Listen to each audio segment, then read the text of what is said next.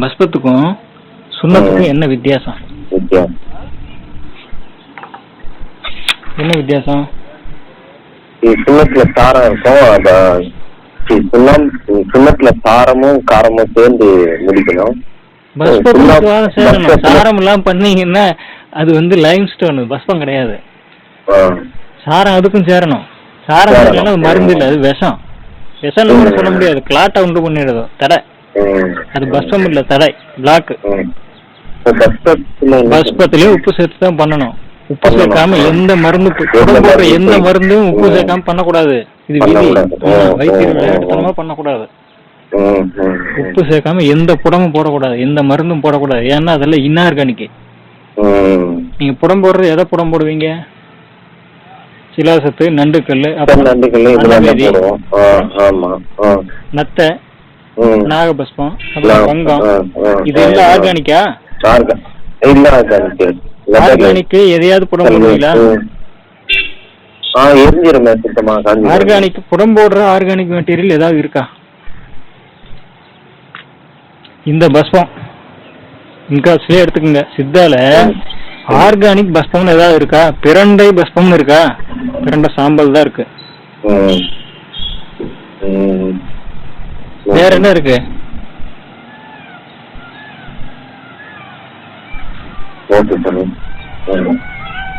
பஸ்பம் நீங்க போட்டீங்கன்னாவே அந்த டிபார்ட்மெண்ட்டுக்குள்ள போனாவே வந்து இன்ஆர்கானிக் தான் புடம் போடுவோம். ஆர்கானிக் ஒரு மெட்டீரியல் போட மாட்டோம்.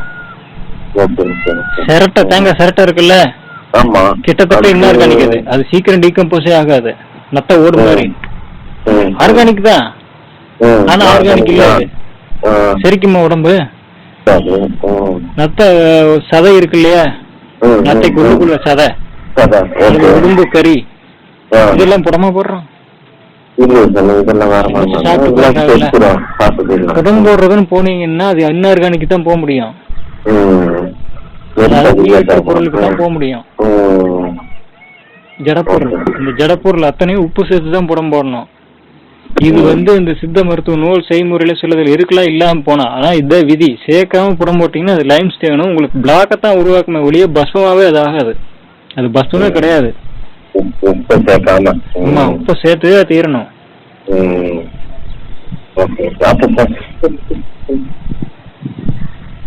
உப்புக்கு மட்டும்தான் நீங்க காரம் சேர்க்க வேண்டியிருக்கும். உப்ப கட்டுறதுக்கு மட்டும்தான் காரம் சேர்க்க வேண்டியிருக்கும். முருங்கை காரம், இது பிரண்டை காரம். மற்றதுக்கு எல்லாத்துக்கும் நீங்க சாரம் தான் சேர்க்கணும். உப்ப சோத்துப்ப கட்டுறதுக்கு மட்டும்தான் இது. இப்ப பஸ்பம்னு வந்தாவே உப்பு சேர்த்தாது. இந்த உப்பு சேர்க்காதனால அது பஸ்பம். உப்பு சேர்த்தா சுண்ணம், அந்த வித்தியாசம் கிடையாது. பஸ்பம் உங்களுக்கு சிவக்காது, சுண்ணம் சிவக்கும். இப்ப என்ன வித்தியாசம் அதுக்கு இதுக்கும்?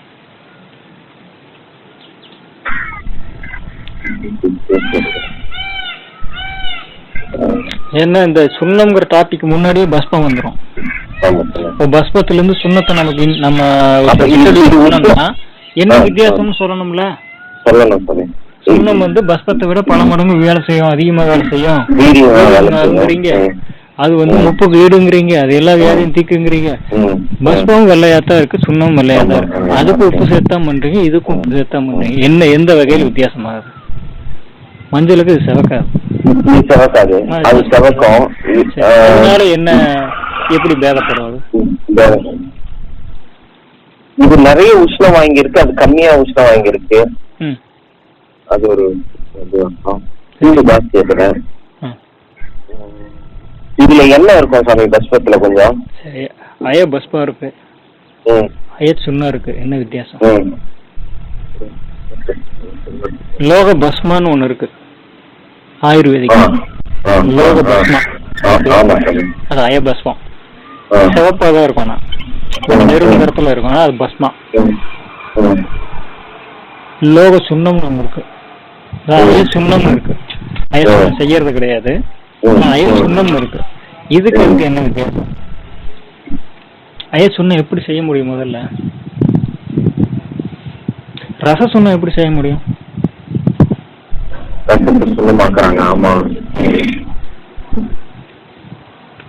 துருசு சுண்ணம் எப்படி செய்ய முடியும்? துருசு இன்ஆர்கானிக், அதான் அழுக்கு. ஆமா. எப்படி செய்ய முடியும்? தாமிர பஸ்பம் இருக்கு, வெள்ளி பஸ்பம் இருக்கு, வெள்ளி பஸ்பம் இருக்கு. அதே மாதிரி தாமிர பஸ்பம், தங்க பஸ்பம் இருக்கு, தங்க சுண்ணம் இருக்கா? தங்க சுண்ணம் இருக்கு, செய்யறது இல்ல. தங்க பஸ்பத்துக்கும் சுண்ணத்துக்கும் என்ன வித்தியாசம்?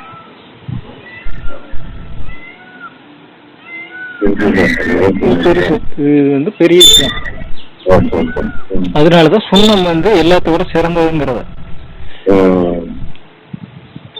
கடைசி அதுதான் அல்டிமேட் ஸ்டார். அதுக்கு மாதிரி கிடையாது. சரி, இந்த தங்க பஸ்பம், தங்க சுண்ணம் செய்வாங்க.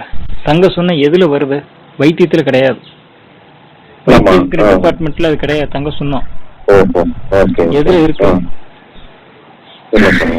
வாதத்துலதான் இருக்கு. சுண்ணம்ங்கிறது வாதம் தான், வைத்தியம். சுண்ணம் வேணும்னா அப்ப என்ன செஞ்சு வாதத்துக்கு வர்றாங்க அப்படின்னாவே அங்க என்ன வேணும்? முதல்ல வாதத்துக்கு எது வேணும்? தேநீர் வேணும், திராவகம் வேணும். திராவகம் இருந்தா தான் ரசவாதம், வாதம் இல்ல, வாதம்ங்கிற அந்த இதுக்குள்ளே போகணும். ஜெயநீர் வேணும், திராவகம் வேணும். திராவகம் எடுத்தாதான் நீங்க உலோகத்தை எல்லாம் மாரணம் பண்ணி சுண்ணம் பண்ண முடியும். இல்லாட்டி தங்க பஸ்பம் கூட உருப்படியா பண்ண முடியும். நீங்க இன்ஆர்கானிக் தங்கம், நண்டுக்கல்லையே நம்மளால உருப்படியா பஸ்பம் பண்ண முடியல. தங்கத்தை நீங்க பஸ்பம் பண்ணி சாப்பிட சொல்றீங்க. எப்படி பஸ்பம் ஆகுது? அது மெட்டல். நண்டுக்கல் கூட மெட்டையாகும் சீக்கிரம்.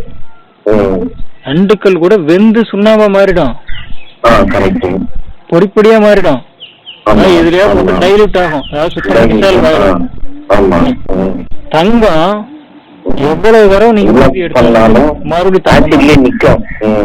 இதை நீங்க வந்து ஏதோ ஒரு கரிசால எண்ணத்தையோ விட்டு அரைச்சு தங்க பஸ்பம் முடிச்சுட்டேன்னா யாரோட காலி பண்றதுக்கு? நண்டுக்கல்ல உற்பத்தி பண்ண முடியாது. உப்பு திராவகம் வேணும்.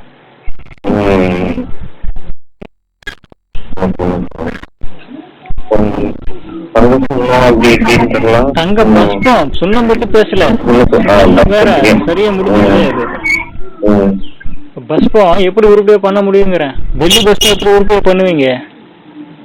மெட்டல் இல்ல.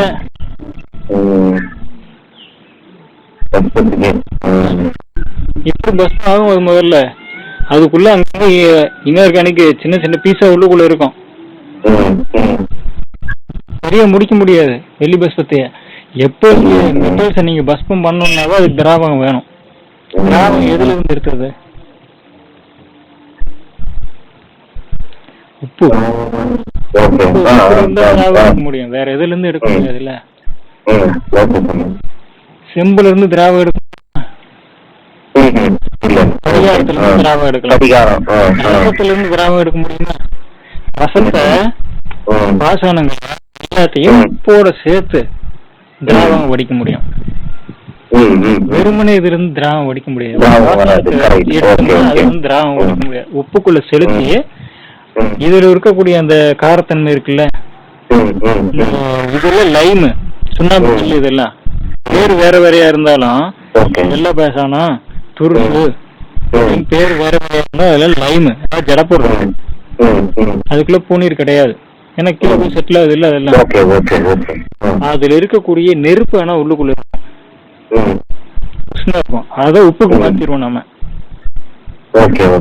அந்த உப்புக்கு மாற்றி அப்புறம் உப்புல இருந்து நம்ம திராவகமா அதை எடுத்து கிட்டத்தட்ட அது வந்து முப்பு இந்த சுண்ண திரவ நிலை திராவகம். இது உப்புனுடைய வேலை என்ன? வேக்கம் உண்டு பண்ணும். உப்போட சுண்ணாம்பு சேர்ந்ததுன்னா, சுண்ணமா மாறிடுச்சுன்னா வேக்குவத்தை நல்லா உண்டு பண்ணும். இந்த ரெண்டும் ஒன்னா சேர்ந்தா வேக்குவத்தை நல்லா உண்டு பண்ணும். திராவகம் அப்படின்னா வேக்குவத்தை உண்டு பண்ற பொருள் அர்த்தம். ஒரு இன்ஆர்கானிக் இருக்கு, மான் கொம்பு, ஆம ஓடு, நத்த ஓடு, கிளிஞ்சல், இதெல்லாம் இன்ஆர்கானிக். இதுல திராவகத்துக்கு பச்சோம்னா இப்போ அது உருப்படியா சுண்ணமாகும், பஸ்பமாகும். கஷ்டமாகும். சுண்ணம் நேரடியா வாய்ப்பு. சுண்ணம் அதுக்கு அடுத்த நிலை. மறுபடியும் வந்து இது 2வது தடவை வந்து அரைக்கணும். மறுபடியும் வந்து உப்பை வச்சு அரைக்கணும். நீங்க எவ்வளவு உப்பு அதுல சேர்த்துறீங்களோ அந்த அளவுக்கு விரிக்கும் தன்மை அதுல இருக்கும். விரிக்கும் தன்மை உடனே எல்லாம் திறந்து வச்சு நீரிழிவு உண்டு கொண்டிரும்னு அர்த்தம் இருக்கக்கூடிய வேக்குவத்தை கிரியேட் பண்ணணும்னு அர்த்தம். வேக்குவம் விரும்பின மாதிரி நம்ம திறந்துக்கலாம், வேணும்னா அடைச்சுக்கலாம். அது வித்தியாசம். வேக்குவத்துக்கும் நீரிழிவுக்கும் நிறைய வித்தியாசம் இருக்கு. எல்லாத்தையும் திறந்து விட்டுன்னு அர்த்தம் இல்ல, எல்லாத்தையும் பண்பால் இழுத்து வச்சுக்கன்னு அர்த்தம். நீர் கொடுத்தா நீரை இழுத்து வச்சுக்கிட்டு அந்த நரம்பு வந்து தெரியும். இல்ல எனக்கு வந்து அந்த நரம்பை சுருக்கணும், நான் ஒடுக்கத்துக்கு போகணும் அப்படின்னா நீரை கொடுக்காம இருந்தீங்கன்னா அது சுருங்கி அப்படி நின்றுக்கும். ஏன்னா அது வேக்குவம் கொடுத்தா தெரியும். இது ஒரு பலூன் மாதிரி ஊதுனா தெரியும், சும்மா இருக்காது. தொங்கி போயிருமா, நீரிழிவு வர்ற மாதிரி உடம்பு வந்து செல்லுல வந்து ஏஜிங் ஆயிடுமான்னா இல்ல, அது அப்படியே இருக்கும், தெரியாது. வேக்குவத்துக்கும் நீரிழிவுக்கும் வித்தியாசம் இருக்கு. பஸ்வத்தில் இருக்கிறத விட உப்பு தன்மை, காரசார உப்பு தன்மை சுண்ணாத்துல ஜாஸ்தி. காரம் சாரம் சேர்ந்த வேக்குவம், காரம் சாரம் சேர்ந்தா வேக்குவம்னு பேர் வச்சுக்குவோம். அந்த நெருப்பு நிறைய இருக்கும். எதை கொடுத்தாலும் நெருப்பு இருந்தா ஒரு இதை இழுக்க முடியும்.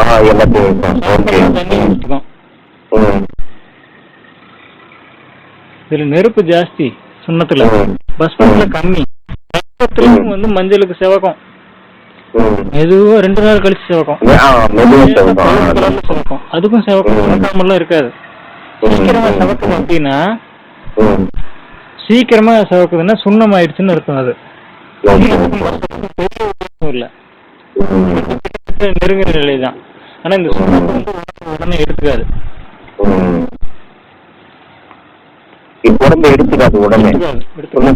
ஆமா, சாப்பிட்ட உடனே அன்னைக்கே வந்து ரத்தம் ப்ரொடியூஸ் ஆயிடும். பைல இருந்தா ரத்தம் உற்பத்தி ஆயிடும். சுண்ணம் பஸ்மம் அப்படி இல்லை. 3 நாள் 4 நாள் 4வது நாள் இருந்து ஆரம்பிச்சு அப்புறம் படிப்படியே 7வது நாள் ரத்தத்தை உற்பத்தி பண்ணும்.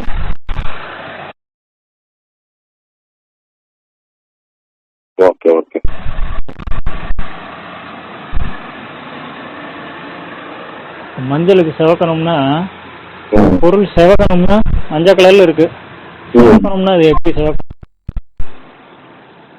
என்ன செஞ்சா செவக்கும்? செவக்கும் கொஞ்சம் தண்ணி போடுறோம், கொஞ்சம் மஞ்சள் போடுறோம், சுண்ணம் போடுறோம், 3 கலந்தாதான் அந்த சவுண்ட் வருது. நீங்க என்ன சாம்பார் வைக்கிற மாதிரி உப்பு போடுறோம் பருப்பு போடுறோம்? 3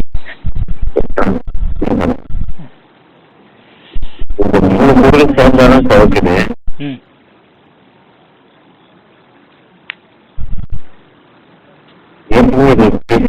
சரியா புரியல. ஒரு பொருள் வந்து டார்க் ஆகிறதுக்கும் சிவப்பாகிறதுக்கும் வித்தியாசம் இருக்கு. ஒரு பொருள் டார்க் ஆகுதுன்னா மஞ்சள் இருக்கு, மஞ்சள் கிழங்கு வந்து எடுத்துட்டு வர்றோம், புடுங்கிட்டு வர்றோம், வச்சு கட்டுவாங்க, அது மஞ்சளா இருக்கும். பசுமையான மஞ்சள் மஞ்சளா இருக்கும்.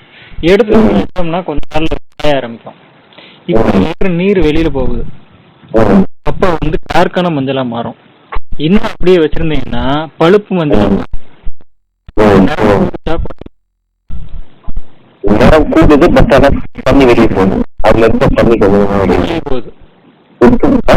உப்பு வெளியே போயிடும். காத்து உப்பு திருட்டிட்டு போயிடும். பனிக்காத்து இருக்கு சாமி, வந்து உப்ப வச்சிடறோம்னு மாறிடும், காணாம போயிடும்.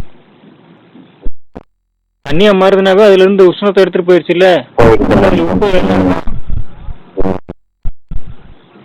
மஞ்சள்ல இருந்து வந்து எடுத்துட்டு போயிடும் தண்ணிய. இன்னும் வைங்க, இது அப்படியே இருந்ததுன்னா என்ன கலர் ஆகும்? அது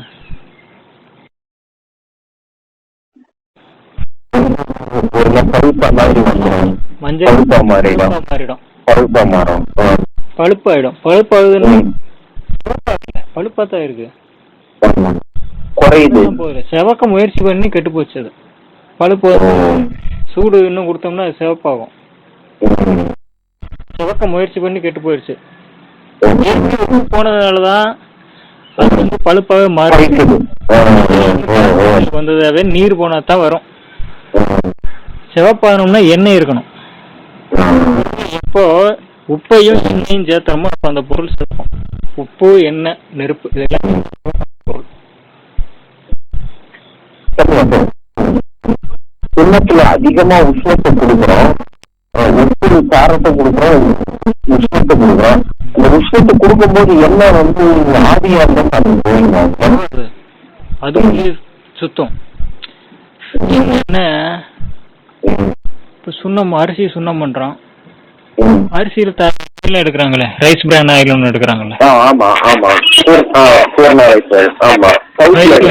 ரைஸ் பிரான் ஆயில் இருக்கு. அரிசியில இருந்து நேரடியாவே எண்ணெய் எடுக்கலாம், கோதுமையில இருந்தே இருக்கலாம், குளித்தொழில இறக்கலாம். கேட்டராங்கோட்டையில இருந்து குளித்தறையில இருக்கிற மாதிரி குளித்தொழில் இதுல இறக்கிக்கலாம். சிரட்டையில இருந்து இறக்குறமே எண்ணெய் இருக்கு. அரிசி வந்து இப்ப சுண்ணம் பண்றோம்னு வச்சுக்கோங்க, திரும்ப அரிசி சுண்ணம் சொன்னா தான் டைரக்டான விளக்கம். அரிசி சுண்ணம் பண்றோம், சுண்ணம் பண்ணும்போது கார்டினியர் உப்பு சேர்த்துறோம். அதே வந்து உப்பு நாம உப்பு கட்டு பண்ணி வச்சிருந்தோம், அதையும் ஒரு பலம் சேர்த்துக்கிறோம். கார்டினியரும் சேர்த்துக்கிறோம், கட்டின உப்பையும் சேர்த்துக்கிறோம். நல்லா இருக்கட்டுமே. இப்ப அரைக்கிறோம், உடம்பு போட்டா அந்த எண்ணெய் காலியாயிரணும்ல. ஆனா எண்ணெய் இருக்குங்கிறீங்களேங்கிறீங்க.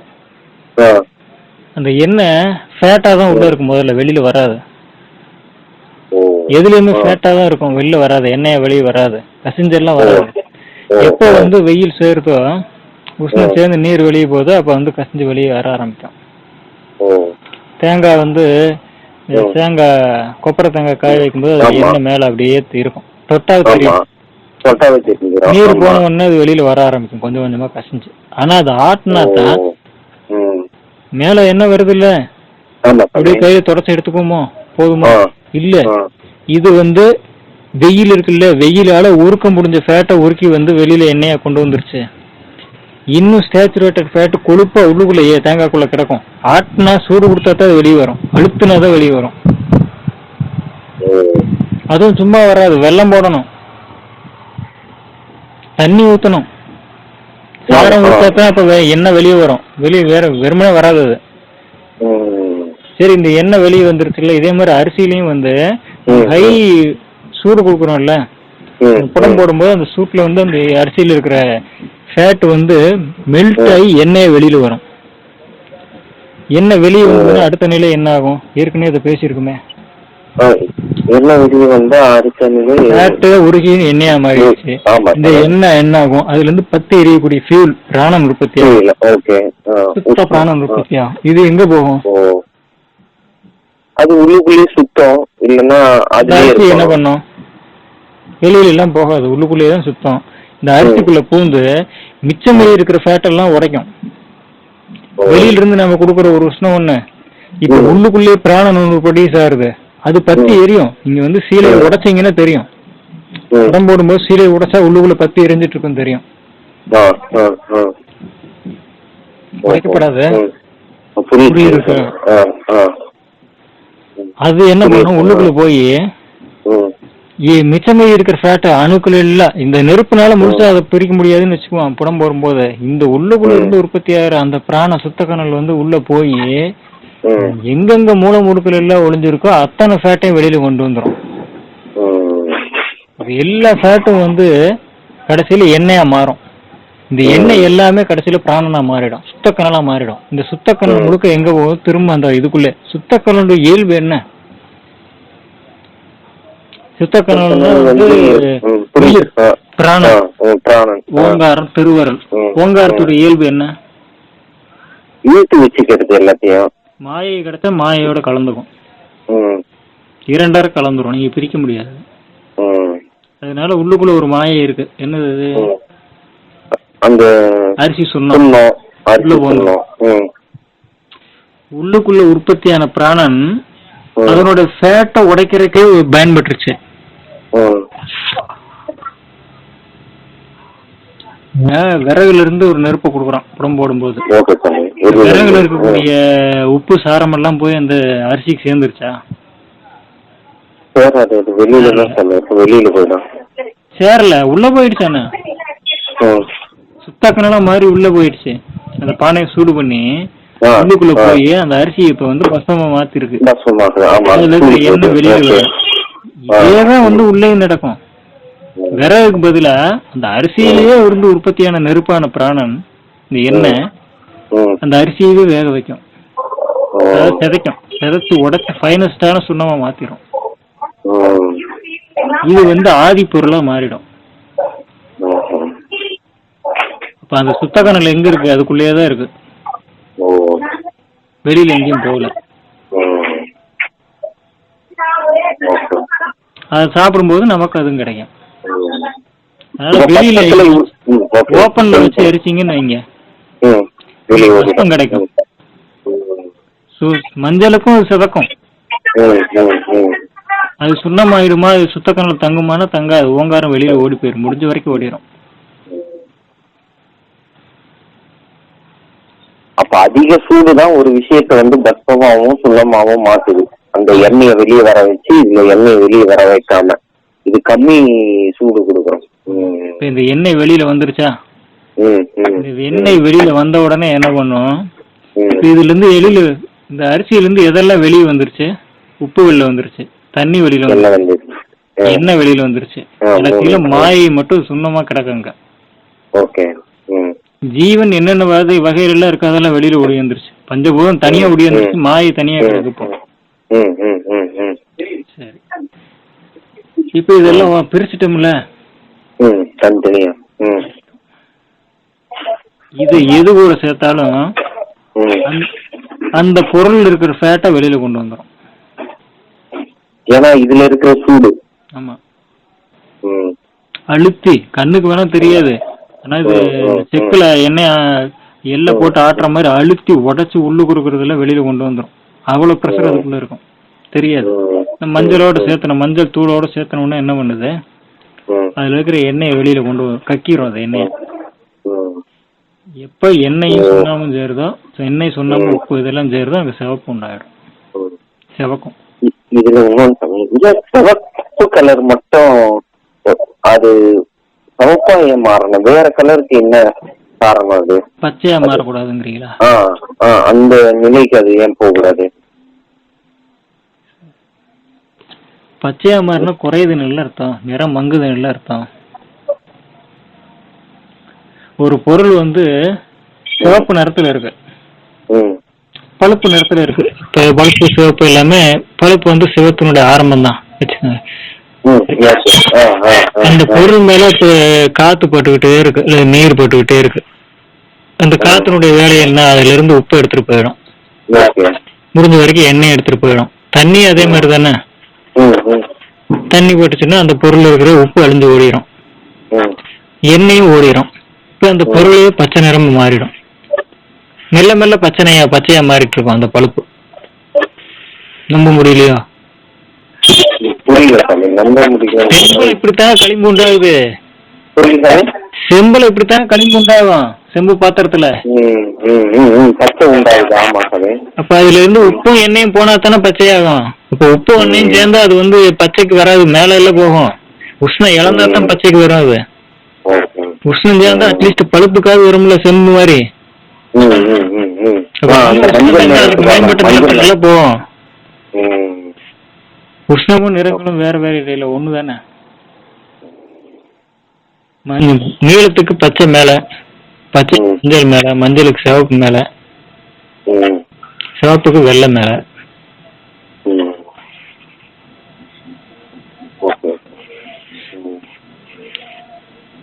பஸ்பம் வந்து நீங்க வெளியில கூட பண்ணிடலாம்,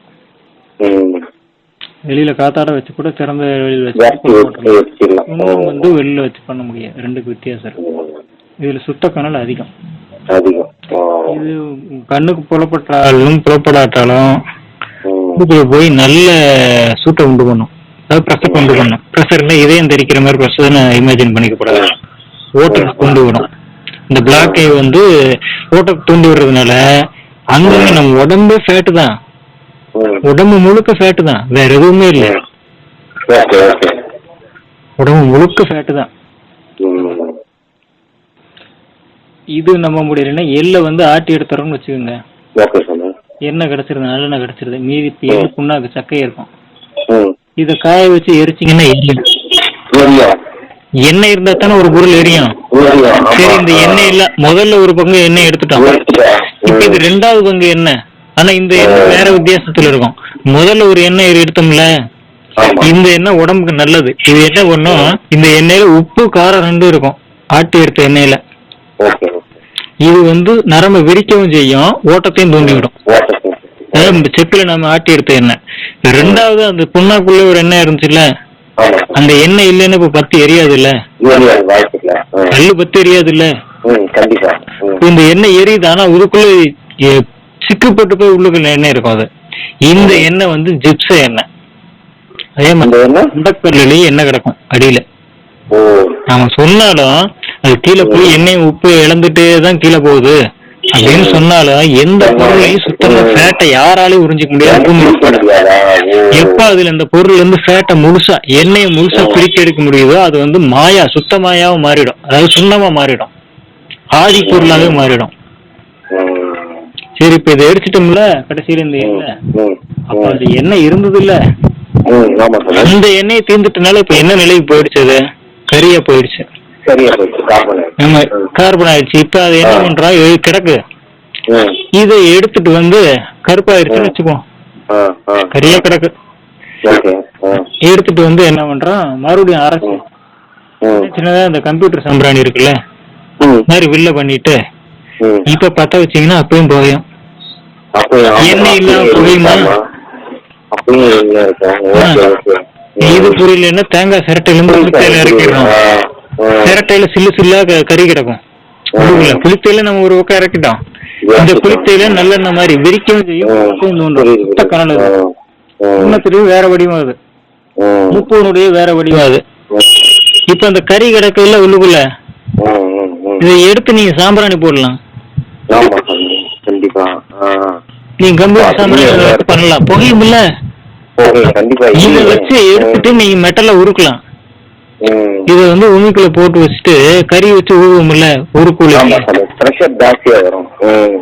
அதுல எண்ணெய் இல்லைன்னா எப்படி அது எரியும்?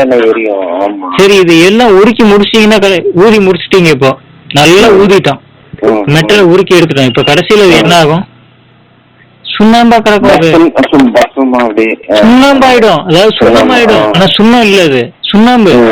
சரி, இது இப்ப ஊதி முடிச்சு கடைசியில கிடைச்சிருச்சு இல்ல, இதை எடுத்து நீங்க மஞ்சள போட்டா செவக்கும். அது அத வந்து மஞ்சள போட்டா செவக்கும்.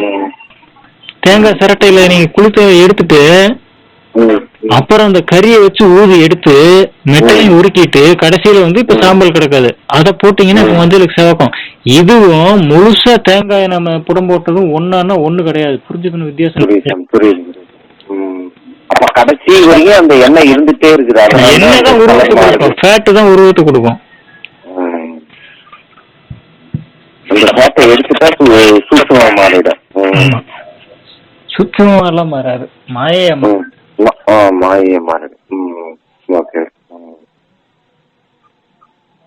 சுத்த மாயான்னு வேணா சொல்லிக்கலாம்.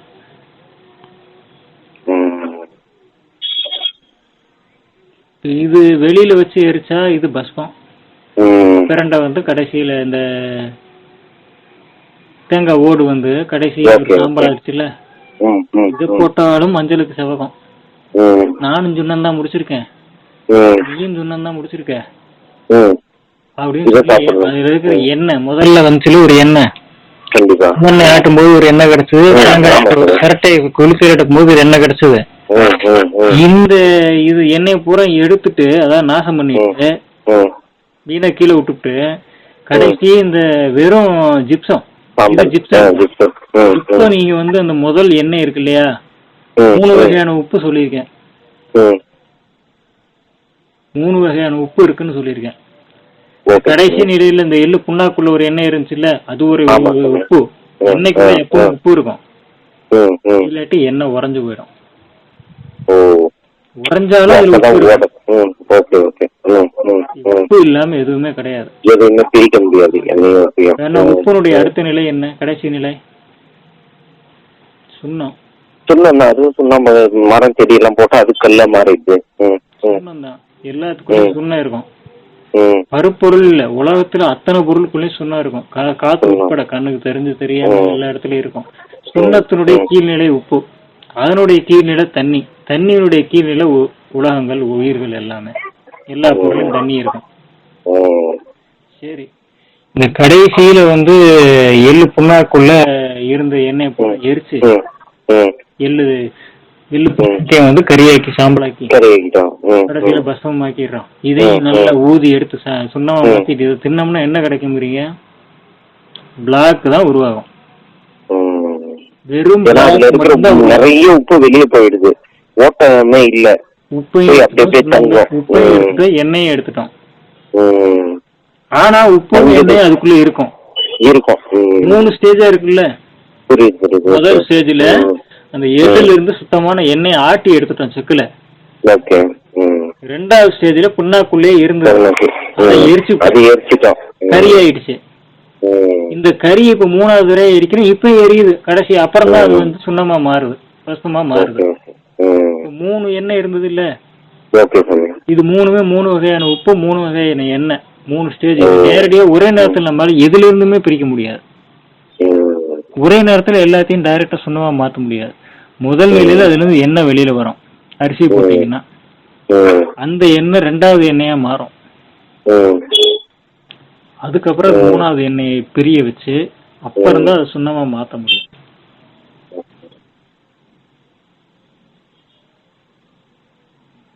இவ்வளவு தூரம் தெரிஞ்சுக்கிட்டா நல்லது. புரிஞ்சதுன்னா ரொம்ப சந்தோஷம்.